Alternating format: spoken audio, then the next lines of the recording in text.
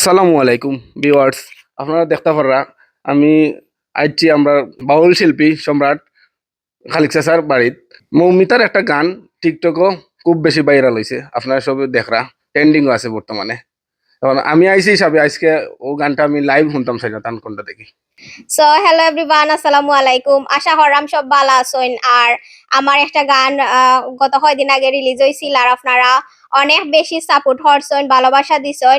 এর লাগিয়া বাই আইসুন আমরা বাড়িতে আমার গানটা শুনার লাগিয়া লাইভ। সো আজকে আমি গানটা শুনাইমু তারারে। সো আপনারা সবে শুনিয়া যাইবা। আর গানটা সবাই সাপোর্ট করার লাগি অনেক অনেক ধন্যবাদ। আর বাইও তো কষ্ট করি আমরা বাড়িতে আইসুন, বাইর প্রতিও অনেক অনেক ধন্যবাদ। হইসলাইনু আমারে সারা বাস্তায় নাই, হইসলাইনু আমারে সারা বাস্তায় নাই। জানোর জান হইল যারা দাখান তৈয়া কুন্তা খাইতায় নাই, জানোর জান হইল যারা দাখান তৈয়া কুন্তা খাইতায় নাই। কইসলাইনু আমারে সারা বাস্তায় নাই, কইসলাইনু আমারে সারা বাস্তায় নাই।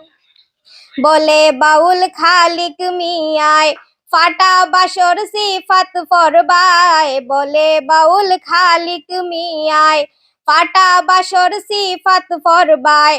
রঙ্গের সেদিন কি লাজায় হারে হারে টের পাইবাই, রঙ্গের সেদিন কি লাজায় হারে হারে টের পাইবাই।